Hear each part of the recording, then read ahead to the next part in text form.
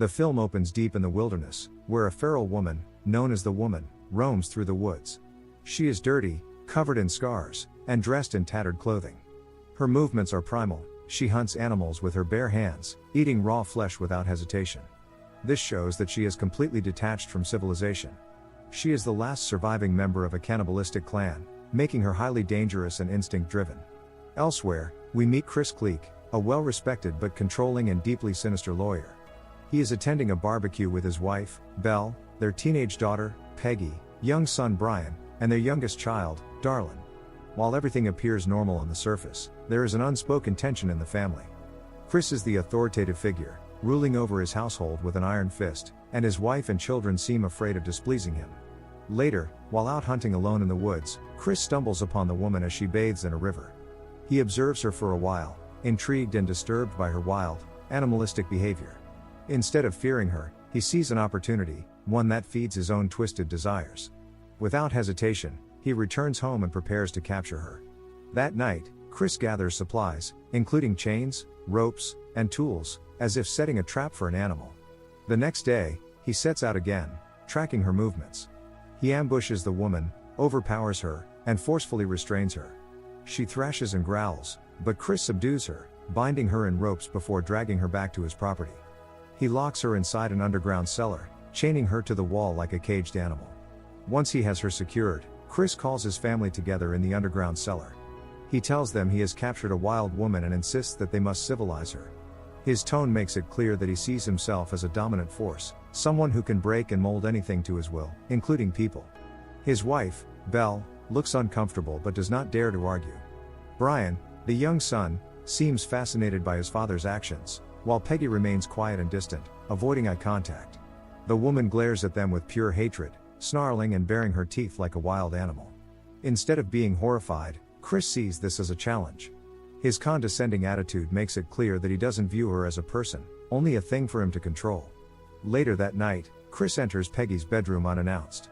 Peggy, who is already visibly anxious around her father, tenses up the moment she notices him. Her body language, curling in on herself, avoiding eye contact, suggests a history of discomfort if not outright abuse at his hands. Chris looms over her, his presence oppressive, and whispers something unsettling. Before the moment can escalate further, Belle appears in the hallway, and Chris immediately shifts his demeanor, adopting a performative paternal tone. Asking Peggy about school, but the tension lingers. The way Chris can easily switch from predator to doting father is chilling, reinforcing how calculated his cruelty is. The next day, Peggy's trauma manifests in her behavior at school. She is withdrawn, sitting alone at gym time, her usual friends casting concerned glances her way. She doesn't participate in class, her gaze distant, as if she's dissociating from reality. Her teacher, Miss Raton, notices Peggy's drastic change and approaches her after class. In a gentle tone, she asks if everything is okay at home. Peggy freezes, her lips pressing into a thin line. There's a palpable internal struggle. Part of her wants to speak, to scream about the horrors in her basement, but fear wins out. While Peggy suffers silently at school, Belle and Darlin are out grocery shopping. They run into one of Belle's old friends, who greets them warmly and suggests that she should come over for coffee to catch up. Belle's smile is strained. For a split second, her eyes flicker with panic. The woman is chained in their barn. What if someone finds out? She quickly makes an excuse and promises next time. Her friend looks slightly disappointed but lets it go. Back at the house, the wild woman tests her chains, pulling against them with all her strength. The metal groans but doesn't give way. Her frustration turns to rage. She snarls, thrashes, but the Cleeks have made sure she can't break free. This brief moment of defiance is quickly crushed when Chris returns home with Peggy and announces it's time to clean their captive. He orders Belle to prepare hot water, then leads the family down to the cellar. The woman, now covered in filth, glares at them with feral hatred. Chris instructs Brian to remove her waist, treating her like an animal. Brian, eager to please his father, does so with a smirk, relishing the power trip. As Chris cleans the woman, she locks eyes with Belle in a plea for help. But Belle, conditioned by fear and submission, tightens the chains instead. The woman's expression shifts from desperation to cold hatred. In that moment, Belle becomes another enemy in her eyes. Later, Chris decides to use a pressure washer on her. The high-powered spray slams into her skin, stripping away dirt, and likely layers of flesh, as she screams in agony. The sound is raw, inhuman, a mix of pain and fury. Peggy, who has been hovering at the edges, can't take it anymore. She yells at Chris to stop, her voice cracking. When he ignores her, she lunges for the machine and shuts it off. The sudden silence is deafening. Chris turns to her, his expression unreadable, but decides to let it go. Later, Chris tells Belle to dress the woman up. Belle, already broken and obedient, does as he says. She hesitantly approaches the chained woman, who glares at her with pure hatred. Avoiding eye contact, Belle dresses the woman. As the days pass, the woman grows weaker, struggling under the abuse and captivity. Chris, noticing her frailty, decides it is time to feed her. He brings down a plate of food, holding it in front of her like a master rewarding a pet. That night, when everyone is asleep, Chris sneaks out of bed and heads down to the cellar. Unbeknownst to him, Brian is awake and watching. Brian follows quietly, peeking through the door as his father approaches the helpless woman. She snarls weakly, but Chris overpowers her.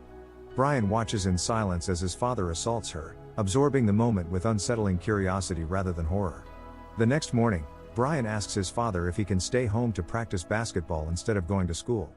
Chris, in a good mood, agrees. The moment the house is empty, Brian makes his way down to the cellar. He steps closer to the woman, expecting her to be as helpless as she was the night before. As he reaches out, she suddenly snarls at him, baring her teeth like a wild animal. Elsewhere, Peggy hears distant screams coming from the cellar. Without hesitation, she bolts from the house, running as fast as she can. She knows something is wrong. When she reaches the cellar, she finds the horrifying scene. Brian is assaulting the woman. Peggy screams at him to stop, and Brian walks out in frustration, like a child caught misbehaving. Peggy rushes over, covering the woman's exposed body. She apologizes to her as tears run down her face. Later, after telling her mother what Brian has done, Belle tells Chris what his son has done, her voice shaking with barely contained anger. Chris barely reacts. Instead of outrage, he dismisses it with a smirk, saying Brian is just coming of age. His tone is casual, as if the violation of another human being is nothing more than a milestone in a young boy's life. Belle, for the first time in years, stands her ground. She demands a divorce. She declares she is taking the girls with her, putting an end to this twisted nightmare. Chris does not hesitate, he punches her hard. Belle stumbles, clutching her face in pain. Chris towers over her, his voice sharp and final, telling her she has no say in this family, only he does. That moment breaks something in Peggy. She has endured his control for too long. She has watched her mother bow to him, her brother turn into a monster, and an innocent woman suffer in silence. Peggy grabs the keys to the cellar and runs. She fumbles with the lock, her heart pounding as she frees the woman from her chains. She tells her to go, to run. But the woman does not run. She has spent too long in captivity, endured too much horror. She does not just want freedom, she wants revenge. Suddenly, Belle appears and without hesitation, she lunges at her, sinking her teeth into her neck. Blood spurts out as Belle gurgles a scream, eyes wide in shock. She collapses, lifeless. The woman is not done. She moves next to the barn, where Brian is. The boy barely has time to react before she pounces at him and kills him. Chris is also caught and the woman grabs him with inhuman strength, holding him in place as she tears his heart from his chest. His body crumples, lifeless and insignificant. As the woman steps out of the barn, another figure emerges, a feral woman, another victim Chris had kept locked away for his twisted desires. Later, Darlin approaches the woman and holds out a bottle of water, and the woman takes it, drinking deeply. Then, something unexpected happens.